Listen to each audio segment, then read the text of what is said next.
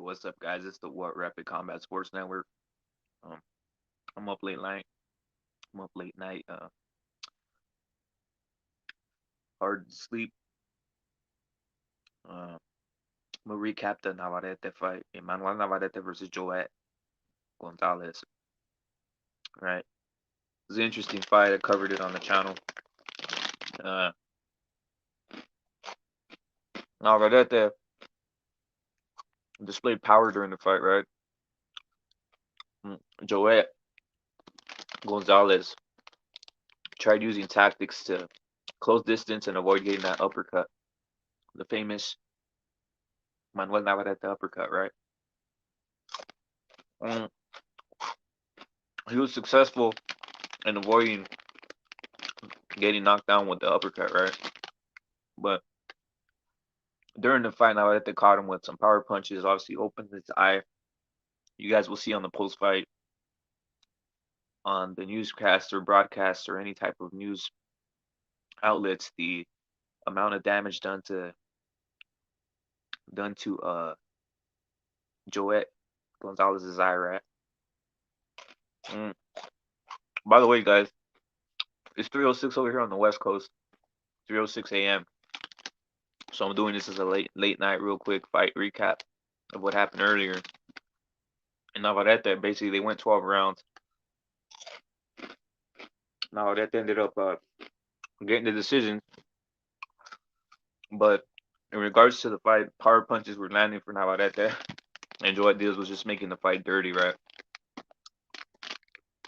He's doing something I haven't seen a lot of boxers do, make it dirty against Navarrete. Usually, the matchmakers of Top Rank will match Navarrete with boxers, right?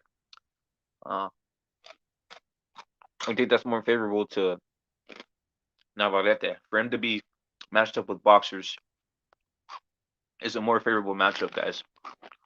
Also, guys, give me a pass. I'm eating chips. It's 3 a.m. over here on the West Coast.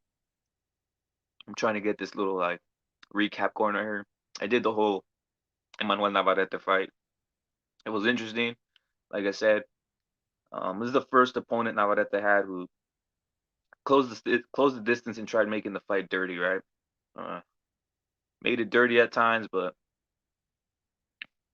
the outcome was finite, right? What was the finite outcome? Emanuel Navarrete getting decision, landing the power punches, specifically the power punches of the body, some uppercuts, and the 1-2. At times during the fight, Navarrete did stumble, did lose his balance, um, but there were slip ups, right? Post fight, Navarrete said in Smash this was one of his hardest fights he's ever fought, right? I think he's still adapting to the 126-pound division in regards to the weight. Uh, you guys know anything about Navarrete? He doesn't have much nutrition. In Spanish, he basically said that he eats anything he wants, pizzas, fast food, or anything, right? He's basically a naturally skinny person.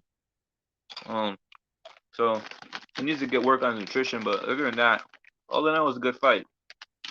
Comparable to Shakur Stevenson who won 12 rounds with Joet Gonzalez.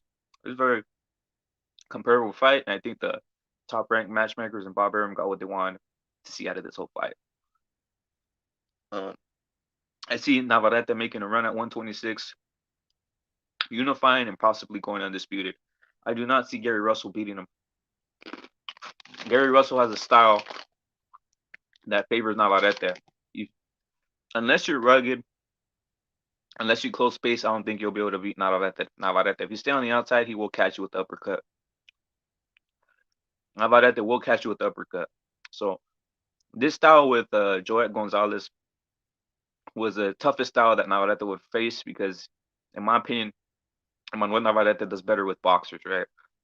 So I think that he has a clear space to undispute and to take all the bouts at 126. Now, all it takes is matchmaking and the ability to work with other networks to get those fights made, right? Mm. Uh, I think it could happen.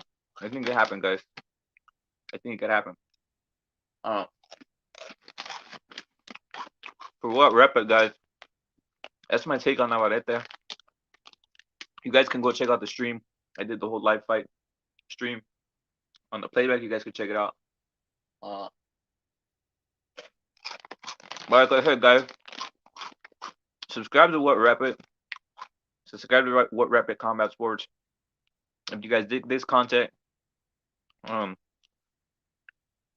probably the fastest growing. We're the fastest growing combat network on YouTube. Also, subscribe to Pound for Pound Boxing Real News, um, who helped do the live broadcast with What Rep It Combat Sports. It's a great broadcast, and like I said, Manuel Navarrete got the decision, injured Joet Diaz badly in the eye, had the mouse under his eye, injured him, and it is what it is, right? Navarrete's on to the next one. Tom Frank has another guy in the stable who can clear divisions. I believe it's Navarrete at 126. He's bigger than anybody. Slick. Like I said, the hardest style that he faced was this guy, right? This was the style that could affect Navarrete. Joet Gonzalez was a style that would affect him and ended up surpassing the test.